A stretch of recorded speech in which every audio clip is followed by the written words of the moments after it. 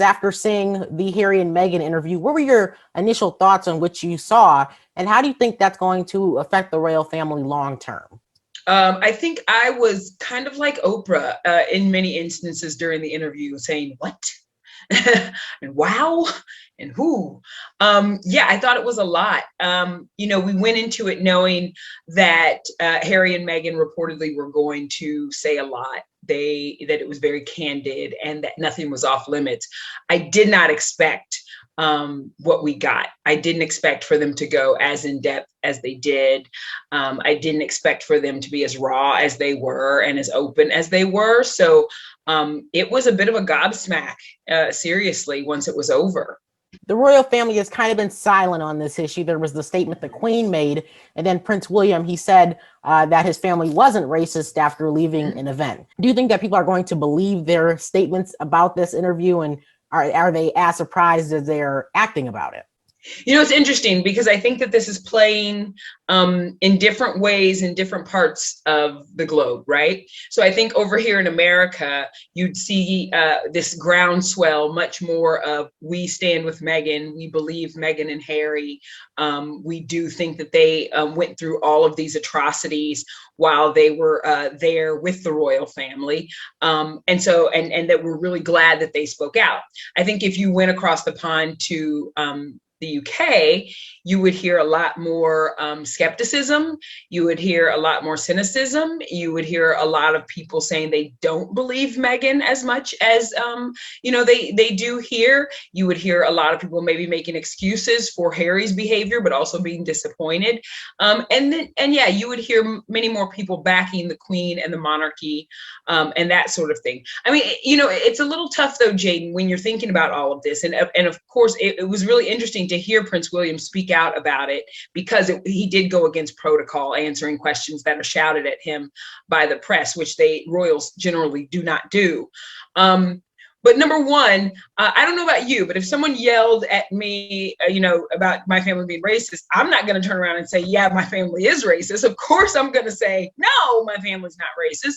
And secondly, I thought it was really telling how he said he hasn't spoken to his brother, but he will. So I think that actually reinforces one of the things that Harry talked about, the fact that their relationship, when he was asked by Oprah, what's your relationship with Prince William? He just said, our relationship is, and he had a long pause and he said, space. So I think that said a lot then. So I think that it is confirmed that the two brothers are definitely estranged, which I think is, just so heartbreaking and so sad that because really all they have is each other in a lot of instances. But I think it'll be very interesting because July 1st, they are both supposed to be together in the UK for the unveiling of their mother's statue for her 60th. So I'm just really interested to see what's going to happen leading up to that. Piers Morgan was either pushed out or resigned from his post at Good Morning Britain. Do you think that is going to further impact networks and the media in Britain after this, because now they're going to be under more pressure to ensure that their personalities aren't attacking people specifically like Meghan Markle?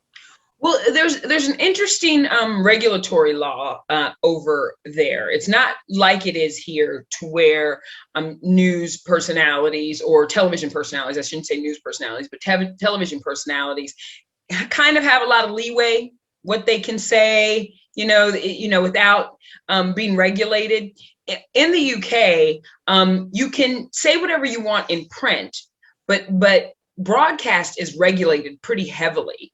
And so they can kind of, tell you what to say, what not to say, how you can go about how far you can go out of bounds.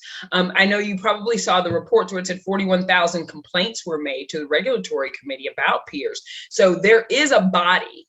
There's a governing body that kind of looks over all of broadcasting and says, no, you went too far. No, that wasn't correct, which is really interesting. So, I'm not really sure how it'll affect it going forward because you do have those constraints already. But I do think, Piers is trying to make the argument now about freedom of speech. And of course, those freedoms are allotted to people, but I think what we forget a lot of times is there is no such thing as freedom from consequences. So you can say whatever you want. That doesn't mean that you won't face any consequences from that speech. We found out post-interview that Meghan Markle had a small encounter with Piers Morgan. And in some of the interviews he's done, he talked a little bit about that encounter. How big of a role do you think that encounter played on his perspective on Meghan since the interview? I think it was everything. I think it was everything. Piers has told me personally that same story, several years ago. I think that it was bruised his ego. I definitely think it did. I think he looks at it as I tried to befriend her and she ghosted me. I think she looks at it as I had one drink with this person and it was no big deal. And so I just don't get it. I don't get why he's going overboard. I think a lot of people think that, like, really, you had one drink, she got in a cab, she left, she met Prince Harry, and you didn't hear from her again. Okay. But for him, he looked at it as she was brushing him aside or she was being a social climber or whatnot. I think there could be a lot of things at play. I mean, Piers definitely has a history in Britain, being the editor of the Daily Mirror, having to resign after, the scandal with phone hacking, being an editor over at the Daily Mail, now being a columnist, saying some pretty outrageous things, being a very polarizing figure. So I think there could be, a reason there where she met Harry, they started dating, and if she mentioned him, he could have said, he's gone after, their family and in different ways at different times. So you just never know what happened there. But as far as, they were BFFs and she just didn't talk to him anymore, that's definitely not the case. I mean, acquaintances at the best. It kind of is what it is. I think that, he's being very fragile about that. The Harry and Meghan interview raked in over 17 million viewers here in the US alone and over 11 million in Britain. Do you think this interview is going to have a major impact on broadcast here in the US moving forward? Well, that's a good question. It did great numbers, the biggest audience since the Super Bowl this year. And there hasn't been anything bigger.